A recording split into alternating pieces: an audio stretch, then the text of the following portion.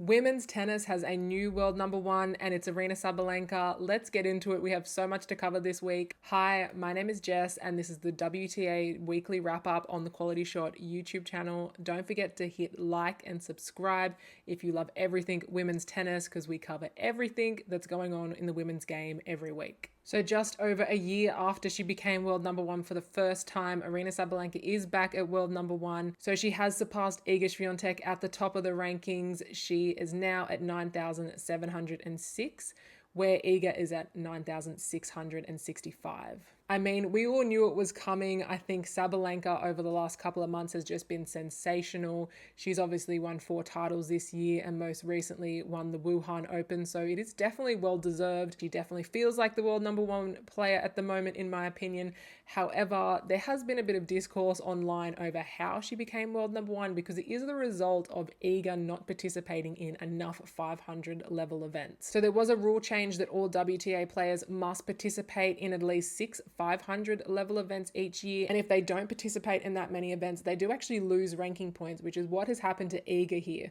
So Iga has only participated in 2 500 level events this year, whereas Sabalenka has participated in 4. Sabalenka and Swiatek have been docked points for their worst result this year. As a result, because she made the 4th round at the Miami Open this year, she lost 120 ranking points, whereas Sabalenka only lost 10 ranking points after she made the 2nd round at the Dubai Open earlier this year. I mean, it is a bit of a random rule. However, there is a requirement when it comes to tennis players participating in a certain amount of events every year.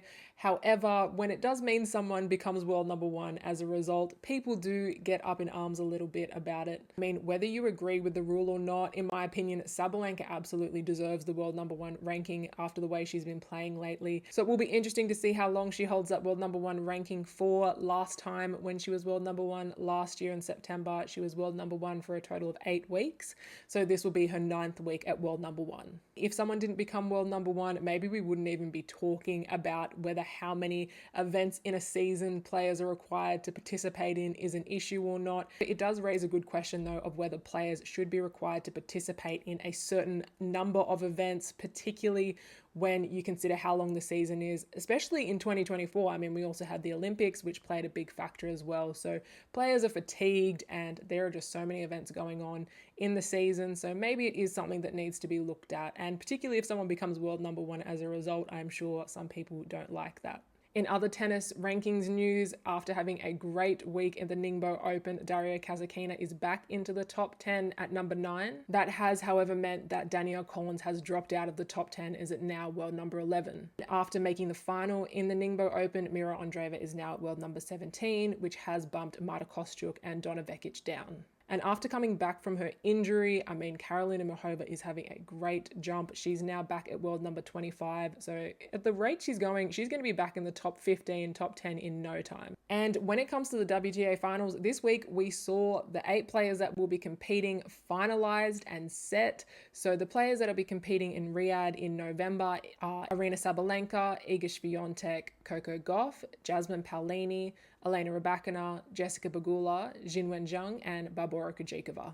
So this is a really interesting top 8 for the WTA Finals this year. My pick personally, I think, is going to be Sabalenka, and maybe Coco as a bit of an outside chance. She's had a great last few weeks. She's definitely been finding her form again, so I could see her having a good run here as well. And I'm also really fascinated to see how Iga and Rybakina go. I mean, we haven't seen either of them play in a little while. Iga has her new coach as well, so it'll be interesting to see how they go. I mean, with Rybakina at this stage, we know she is competing. Potentially she withdraws, because we know that she has been doing that quite a lot lately, but hopefully she competes. I really want to see her play and see how she goes against the other ladies. So they're your 8 players for 2024 at the WTA Finals.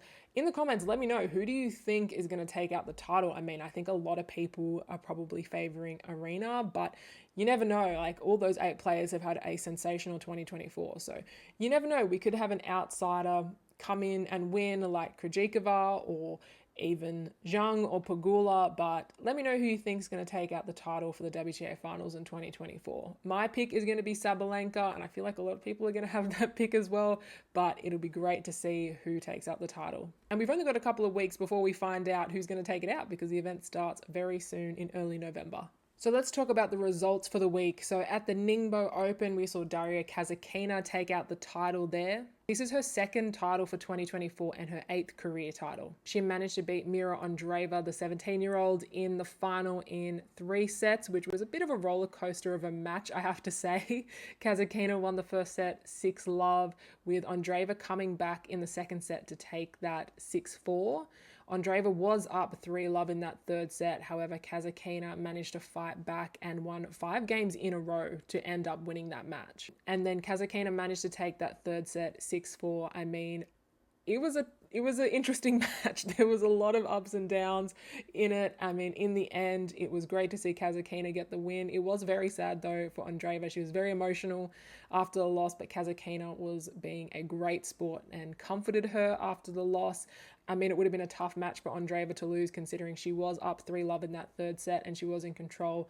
But I guess experience won on the day. Kasatkina was able to get the job done when she needed to. So Kasatkina's road to the final, she did have a walkover in the semi-final against Paula Badosa.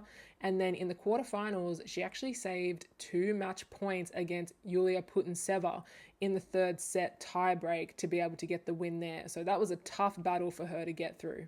And then in the round of 16, she had another 3-set match, so she came back from a set down to win that 1-6, 6-3, 6-2. And then over in the Japan Open, we saw Susan Lamens win her first WTA title by beating Kim Birrell in the final 6-love, 6-4. She actually managed to come through qualifiers. I mean, both her and Kim Birrell made it through qualifiers to make the final in Japan. I mean, she's my player of the week. Anybody, in my opinion, that gets through qualifiers and makes a final and then takes the title has to be a player of the week in my books. I mean, to play that many matches in a row and then to still find a way to get through to the final, I've got to give you huge respect for that. That is hugely impressive.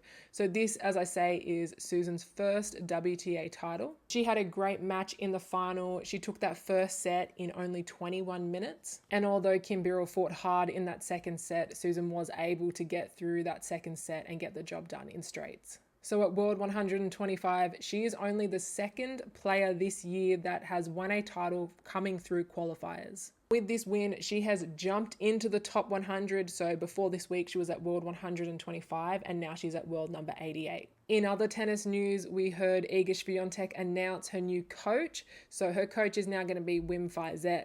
A lot of people know who he is. He has coached a lot of top WTA players, including Kim Clijsters, Naomi Osaka, Victoria Azarenka, Jingwen Zhang, and also Angelique Kerber. So he knows a thing or two about coaching Grand Slam champions. First time we'll see them working together will be for the WTA Finals in November.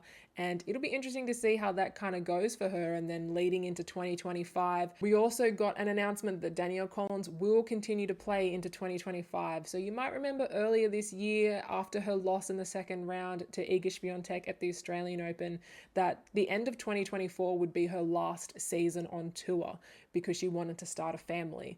However, she has now come out and said that 2025, she's going to keep playing. She did open up a little bit about her health struggles when it came to endometriosis and trying to start a family, and that it's actually going to take a little bit longer than she had planned for. So that meant that she was still going to keep playing into 2025. Selfishly, I'm so happy to hear that she's still playing. She's always so fun to watch and is always a great person on tour to see compete. She is been within the top 10 only last week. She's only just dropped out of the top 10. So it definitely felt like if she wanted to keep playing, she absolutely could. But obviously there are other priorities that tennis players have in life, including starting a family, which is something that women in sport always have to consider is, do they want to keep playing the sport that they love, or do they want to take a break to start a family? And obviously her circumstances are not as straightforward and she is able to keep playing, and great for us as tennis fans because she is still playing great. So she can mix it with all of the best players in the world. She is one of the best players in the world. So it is great to see that we will see her playing just for a little bit longer. Speaking of players starting families and having babies, Belinda Bencic, after having a baby earlier this year, she is planning on coming back into the tour in October. She'll be competing at the ITF W75 Hamburg event, and her goal is to be able to compete at the Billie Jean King Cup in November. We did, however, have a couple of players say that they have called it quits for the 2024 season.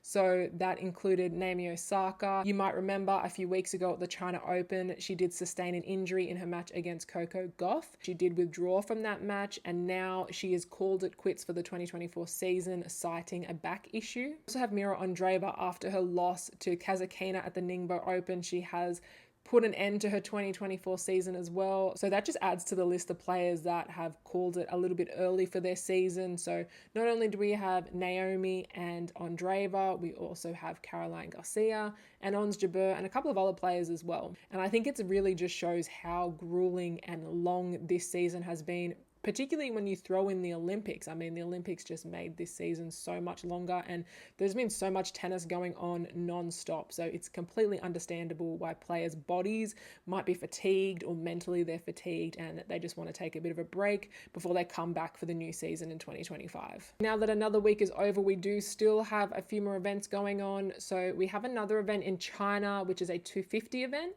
We also have a 500 in Japan. There is also a 125 going on in Mexico. So there is still plenty of tennis going on for the next few weeks, but we are gearing up for the WTA Finals, which is only a couple of weeks away. That is everything for this week. Thank you so much for watching this video. Don't forget to hit that like and subscribe button. My name is Jess, and every week we talk about women's tennis over here, and QualityShot just has everything you could ever want when it comes to tennis generally. Thank you so much for watching. I can't wait to see you in the next video. Bye.